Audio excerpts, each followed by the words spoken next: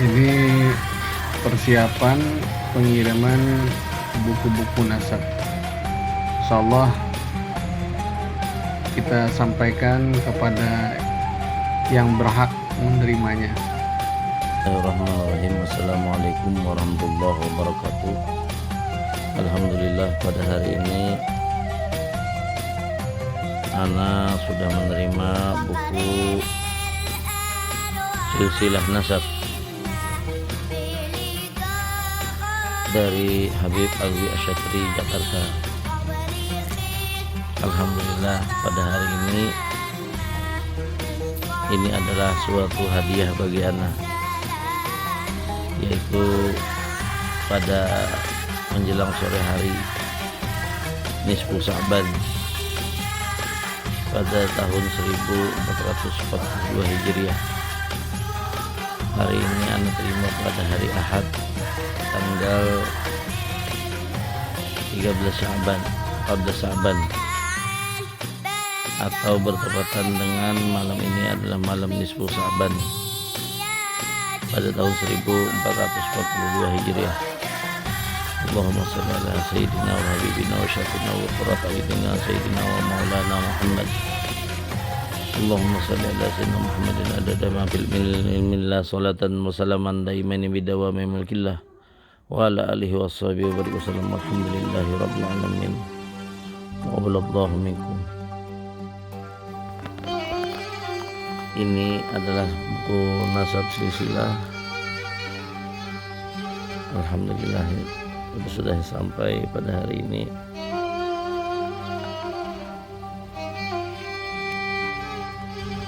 Subhanallah, alhamdulillah, subhanallah, alhamdulillah.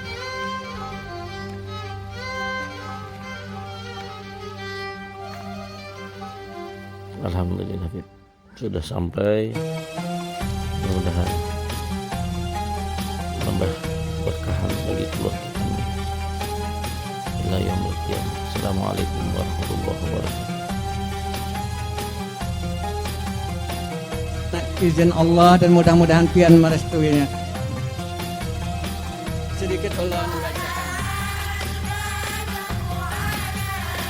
Datuk Pangeran Syarif Husin Bahasim, beliau menikahi Ratu Umi atau Gusti Halimah bin Sultan Sulaiman Rahmatullah, Raja Banjar yang ke-13. Pangeran Syarif Husin wafat lebih dahulu dari mertua beliau Sultan Sulaiman Rahmatullah dan dimakamkan di Alkah Kesultanan Banjar, Karangintan.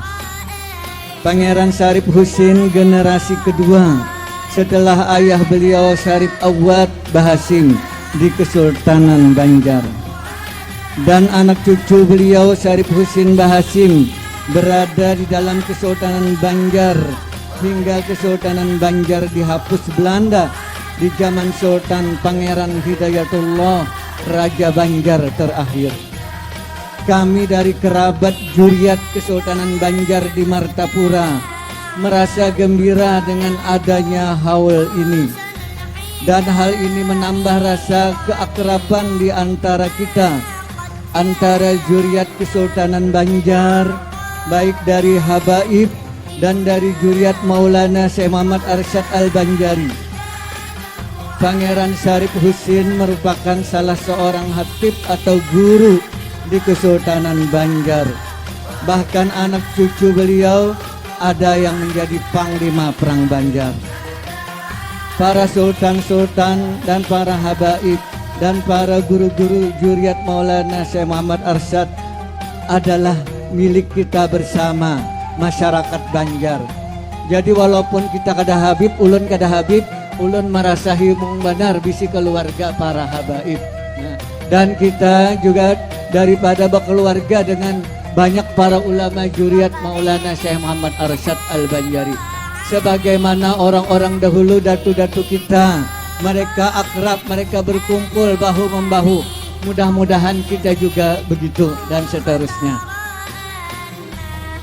Harapan kami mudah-mudahan sebagaimana terjalinnya hubungan yang erat di antara para datu-datu kita dahulu, Mudah-mudahan kita tetap terjalin dengan erat di antara kita.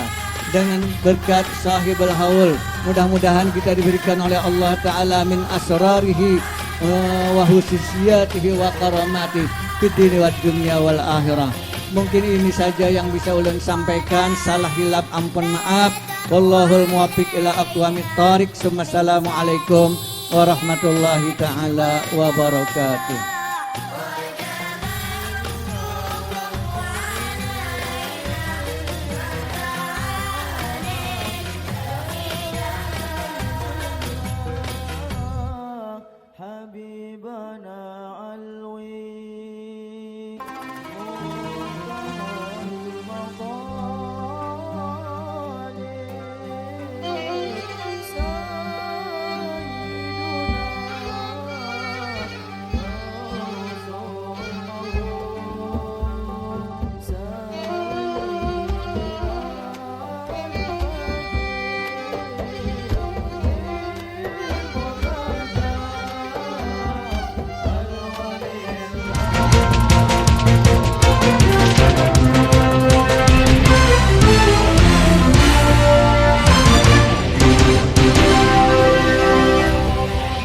Ratusan jamaah hadiri peringatan haul ke-113 Pangeran Hidayatullah di lokasi pemakaman Cianjur, Jawa Barat, Sabtu pagi. Peringatan haul yang berlangsung sederhana ini dipimpin langsung oleh Bupati Banjar, Haji Holilur Rohman, dengan pembacaan zikir dan doa serta tabur bunga di pusara almarhum. Pangeran Hidayatullah diketahui lahir di Kalimantan Selatan pada tahun 1822 silam. Perjuangannya dalam mempertahankan tanah air begitu gigih, wajah sampai kaputing. Tidak kenal menyerah membuat kolonial Belanda menghalalkan segala macam cara untuk menangkapnya. Termasuk tipu muslihat agar almarhum keluar dari persembunyiannya dengan cara mengabarkan bahwa orang tuanya sedang sakit keras. Kelicikan Belanda berbuah hasil, almarhum keluar dari persembunyiannya. Ketika itulah Belanda berhasil menangkapnya hingga mengasingkan bersama 67 orang pengikutnya ke Cianjur. Bupati Banjar tidak membenarkan jika almarhum menyerah kepada Belanda seperti cerita yang selama ini beredar. Bahkan menurutnya, sosok almarhum patut dihargai dan diusulkan sebagai pahlawan nasional. Karena Belanda ini bukan hanya ingin menguasai ekonomi, tetapi juga misi Nasrani juga masuk. Itulah yang ditekankan. Patut beliau ini kita hargai, patut beliau ini kita hargai.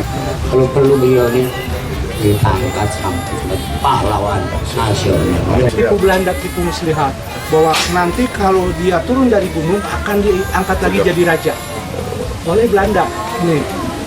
Ini setelah berusaha mendekati pangeran, ditangkap, bukan ditangkap, diambil, turun gunung, sama ibunya juga, samanya ibunya juga. Nah, ibunya ini didampingi oleh Mangku Bumi, namanya Wirakusuma, masih adiknya. Nah, terus Pangeran Hidayatullah itu dengan Demang ini berataan berunding, ternyata langsung ditangkap. Bermukim di Cianjur menjadikannya imam di tengah-tengah masyarakat, termasuk memprakarsai berdirinya beberapa pondok pesantren di tanah pengasingan. Almarhum wafat di usia ke-82 tahun, tepatnya 2 November 1904. Meninggalkan 11 anak dan dikebumikan di Cianjur, Jawa Barat. Dari Cianjur, Jawa Barat, Roni Latar, Kanal Kalimantan.com melaporkan.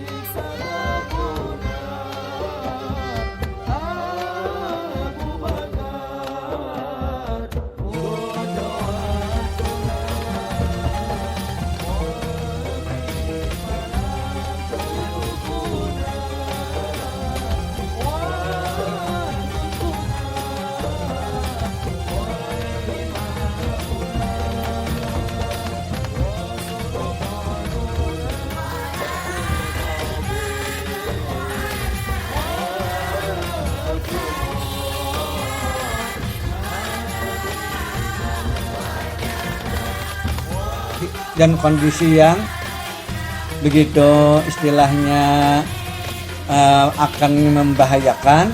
Lalu beliau Sultan Adam menegaskan, beliau mengangkat cucuku Andarun Pangeran Hidayatullah sebagai ganti diriku untuk menjadi raja, dan semua rakyatku kusuruhkan untuk merajakan kepadanya, dan siapa yang kada merajakan kepadanya aku kada ridho dunia akhirat. Kutub Quran 30 juz. Nah, jadi itu istilah apa? Istilah wasiat dari Sultan Adam itu, karena beliau itu istilahnya mengantisipasi mungkin pada zaman itu juga, karena Belanda ini ingin memaksakan kehendaknya. Istilahnya Sultan Adam ini beliau ini panjang umur. Nah, jadi waktu istilahnya, jadi anak beliau putra mahkota Pangeran Abdurrahman ini kan dijadikan raja muda istilahnya itu. Namun setelah istilahnya pemerintah dan sebagainya yang membantu ayah Sultan Adam, nah, beliau kan lebih duluan wafat. Nah, cuma artinya itu beliau ini bukan berarti tidak punya istri dan tidak punya keturunan. Beliau ini mempunyai istri, mempunyai keturunan dan sebagainya. Cuma artinya dari segi tahun wafat itu terlebih dahulu dari ayah beliau Sultan Adam alwasikubillah. Sehingga Sultan Adam menunjuk menunjuklah Sultan Pangeran Hidayatullah sebagai ganti diriku untuk menjadi raja. dan itu tertulis di Dalam dia, kalau kita menyebutnya testamen. Jadi kalau arwah abah itu sidin itu memegang testamen itu turun temurun. Jadi artinya dari beliau, dari ayah beliau, dari ibunya Ratu Bulan, dari Sultan Pangeran Hidayatullah. Yang mana testamen itu antara lain kan surat itu dua. Pertama surat tentang pengangkatan diri Pangeran Hidayatullah sebagai ganti diri beliau menjadi raja. Yang kedua itu surat tentang pemberian hibah tanah itu, dan dengan perwatasannya kepada Sultan Hidayatullah itu. Nah, jadi sedangkan Sultan Adam ini terkenal dengan sebutan al-wasiqu billah, artinya kan orang yang berpegang teguh dengan tali Allah, dengan agama Allah. Jadi pemberian gelar itu bukan dari diri beliau, tetapi dari para ulama, daripada memberikan gelar itu al-wasiqu billah, yaitu orang yang berpegang dengan Allah Subhanahu wa taala. Dengan dalam hukum-hukumnya, artinya itu dalam kerajaan Banjar ini diterapkan hukum Islam. Hukum Islam berdasarkan Al-Qur'an yang dikondisikan dengan keadaan masyarakat Banjar. Masya Allah, luar biasa ya. Untuk keberadaan beragama di waktu di zaman Sultan Adam itu bagaimana kondisinya menurut sejarah yang Bapak punyai? Ya, sepanjang yang kita ketahui dengan diatur sedemikian rupa, artinya mulai i'tiqad semuanya harus ahlus sunnah wal jamaah. Tidak ada yang beriktikad lain pada itu. Kalau yang beriktikad ahlul bid'ah maka harus lapor dan sebagainya. Jadi semua orang-orang di kerajaan Banjar ini semua beriktikad ahlus sunnah wal jamaah.